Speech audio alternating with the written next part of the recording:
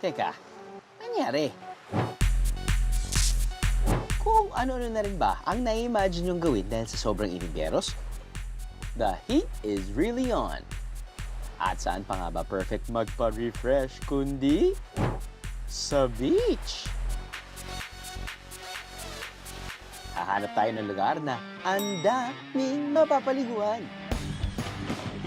Itong side ng Pangasinan na to, I just feel na you still have that serenity, you know, the peacefulness, the quietness that one wants to experience. Siyempre, kung saan ang dami ring malalantakan. Tapos hiwala yung mangga. Ang sarap. Iba yung bagong luto. Yan yung tinuturo ko.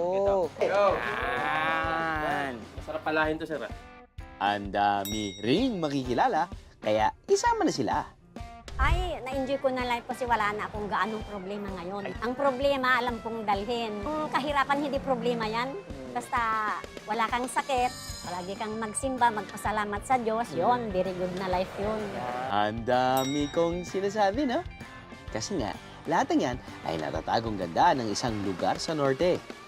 Tara na't bumiyahe under the sun dito sa Anda, Pangasinan.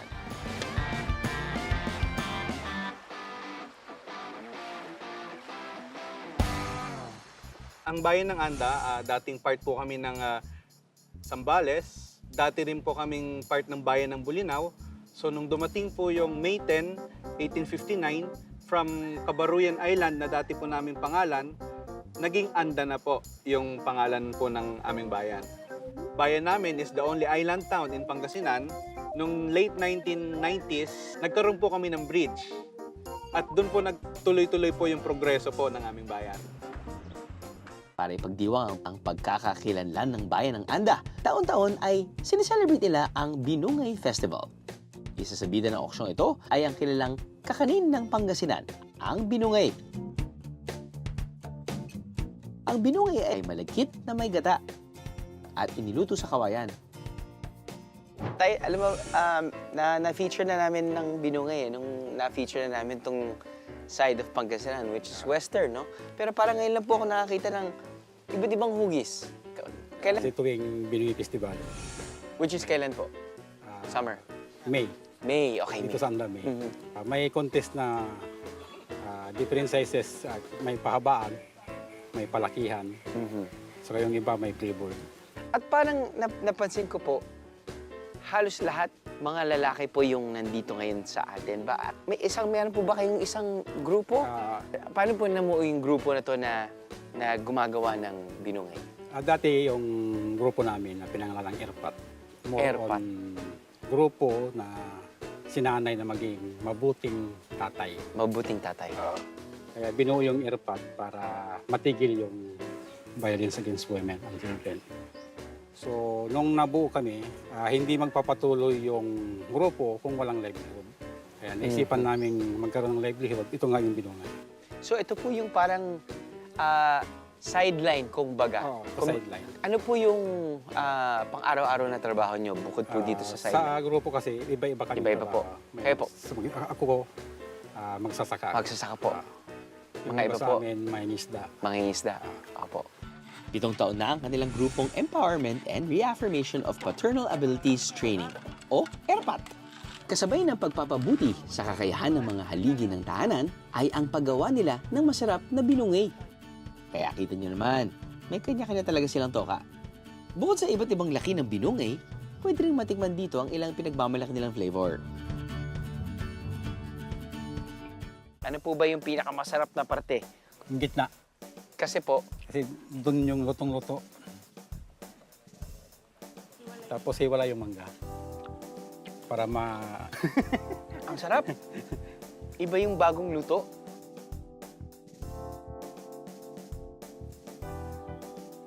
So meron siyang carrots. meron. Meron po bang baboy? Meron po. Giniling. Giniling na baboy. Hipon meron din. Meron. Bukod sa plain at flavored, ni-level up pa nila ang binungay. Kasama sa paligsahan tuwing piyesta ang pagbuo ng binungay gourmet dishes. may mango graham binungay, turon de binungay, at binungay sushi. Ang tutyal ha. Mukhang masarap lahat, no? Para matikman lahat yan, maglalaro muna tayo ng Flip the Bottle Challenge. Kailangan lang mapatayo ang bote pagkahagis. Pag nagawa ito, pwede nang pumili ng titikman. Easy? Not so fast. Dahil may twist, nakatakip ang mga pagpipilian. At para mas exciting, bukod sa gourmet binungay, may mga pagkain din na hindi gaano pamilyar sa iba o baka sa akin at sa BND team. Para may suspense.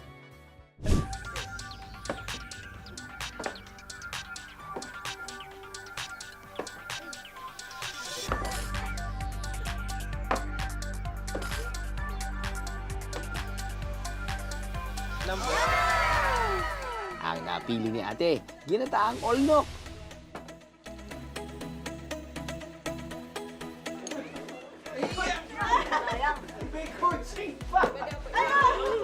Para naman sa bibong researcher namin na si JP, igadong bangkalangan.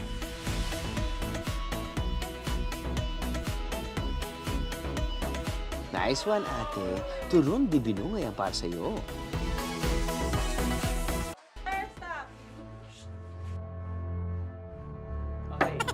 Teka, parang ako na lang hindi nakakakain na. Balik pa rin na nga natin ang rules. Kapag nabuwal ang bote, makakakain. Hehehe. Hashtag para-paraan. Bukod sa masarap na pagkain, isa rin sa ibinibida ng ANDA ang kanilang Buri Handicrafts. Ang makukulay na disenyong ito ay likha ng dating migrant worker na si Lloyd De Castro.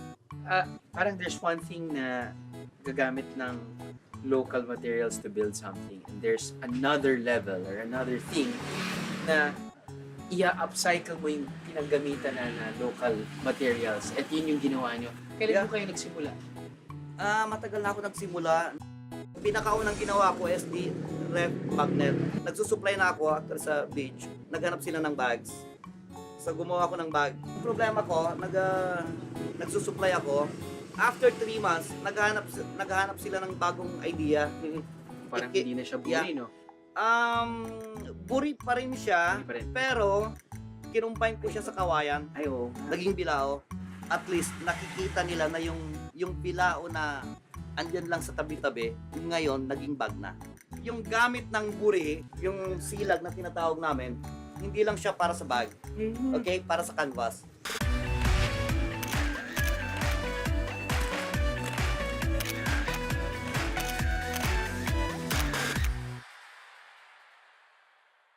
Bago magawa ang magagandang bag, inahabi muna ito tulad ng banig. Isa naman si Nanay Percy Consuelo sa mga patuloy na gumagawa nito sa ANDA.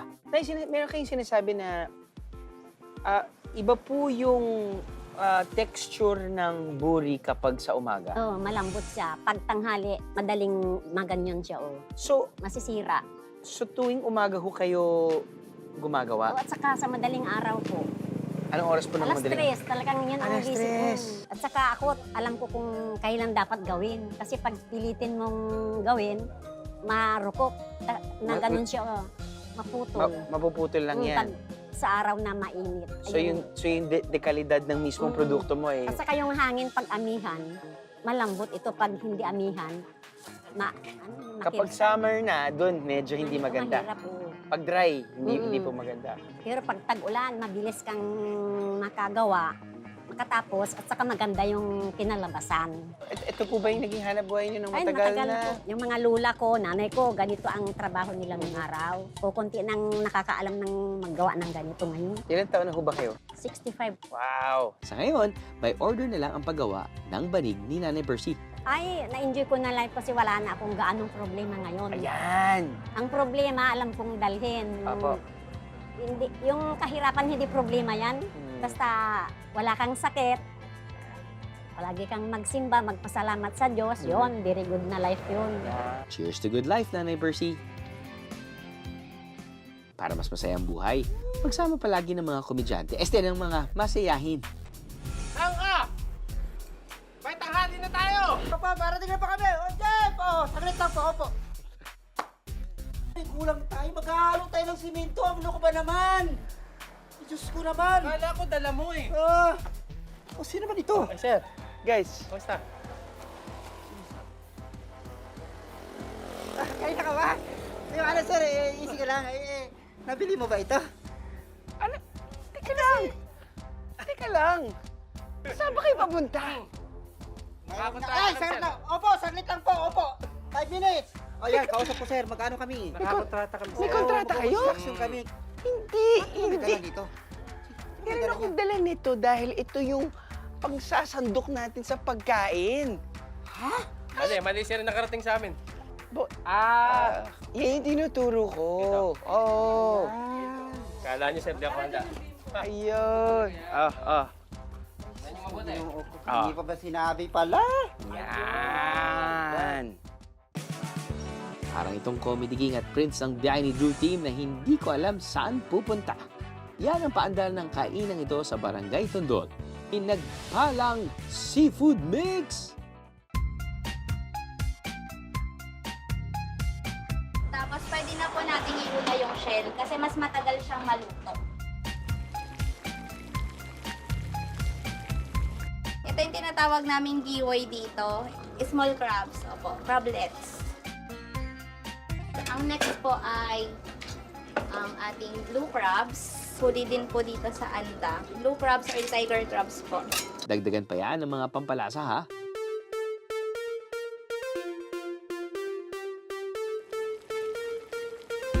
Siyempre, ihuhuli ang mga madaling maluto, pusit at hipon. 500 pesos bawat isang pala.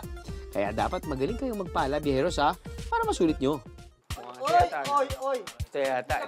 Parang mayabang ako. Allergy naman ako dito. Uy.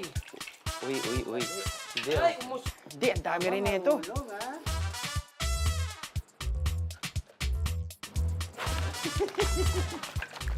Groundbreaking ito.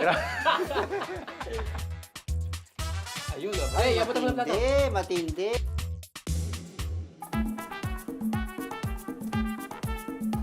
Sir, alam mo ba, pag bumili ka niyan sa palengke, Meron pa rin talaga siyang baon. hindi talaga sa itsura lang yan, sir. Pag daan sa pogi o naman, paano mo mapili? Paano? Bubuhatin mo, sir, pag medyo mabigat, yan may laman.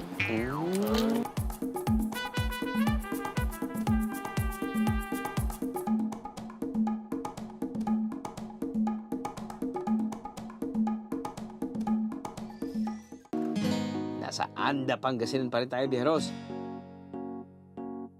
5 pesos para makapagpalamig. Tara sa Subor Spring. Yup, 5 piso lang ang entrance fee. Pwede nang magtampisaw sa malamig na tubig ng bukal na to.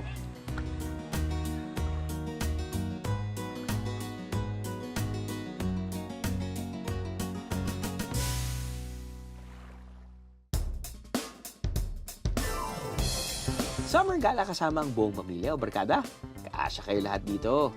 Sa mga gustong mag-day-tour lang dito sa aming resort, ang aming entrance fee ay 150 pesos lang per head. Special rate para sa overnight namin na which is 1,399 per head. Meron na kayong 2 days and 1 night na access sa aming mga accommodations. Kasama rin sa 1,399 pesos ang iba pang amenities nila. May banana boat, UFO, at ang kanilang inflatable island.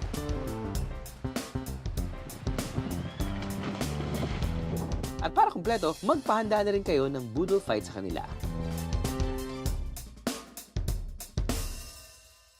Ako, dito ako sa may konting challenge bago makakain. Balik tayo sa flip the bottle game na reverse ang rules. Kapag bumaksak, pwede na kumain.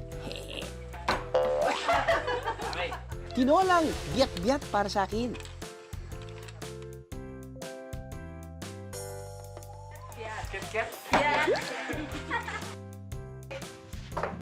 Didilayaki para kay Tay Daniel.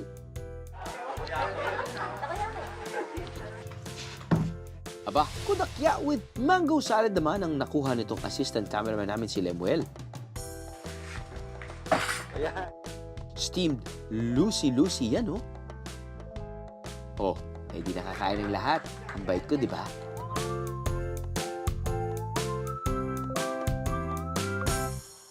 Busog na lahat, malamang siesta ng kasunod niyan. No worries, dahil may mga accommodations sa Tondo Beach tulad ng tinuluyan namin.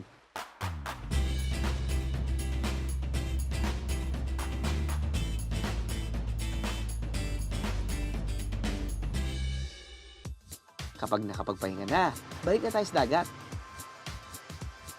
Mga ilang minuto pa sa bangka, ito na ang bubungad sa inyo, Beros.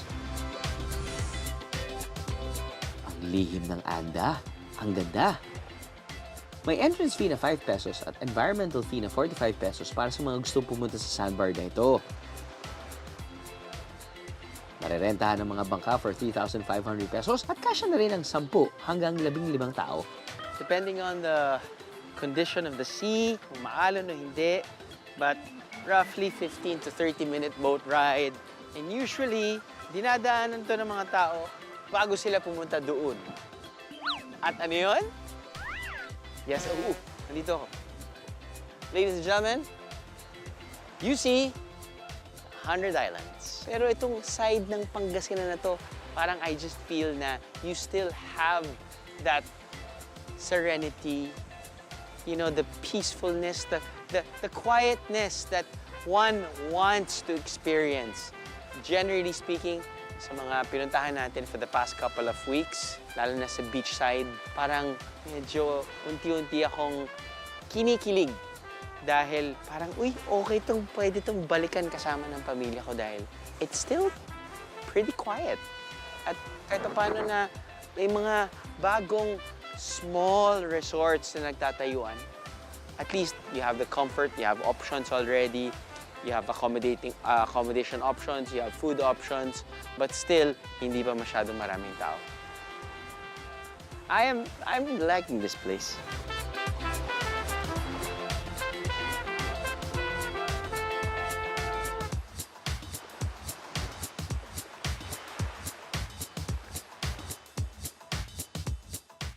Yep, ay pahabol pang Chibog ang Anda Pangasinan sa atin, Beros. Alright, nagbawal kami dito ng binubudan. Ito ay parang fermented rice na usually kinakain daw nila tuwing umaga. The best time is to consume it kapag umaga dahil ito daw ay para sa mga acidic. So, I guess it's good for the gut. Tama po ba? Pag-aamuyin mo, para siyang... Ano bang iniinom nyo? Tuba? Parang may ganon, tuba. Parang sake, actually. Dahil nga, rice wine sake. So,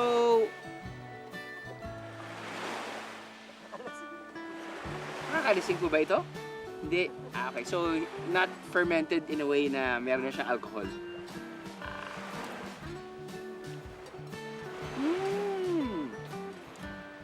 Matamis na may asim. By the way, sorry, chilled siya. Importante yatang malamig siya para mas ma-appreciate mo yung lasa niya.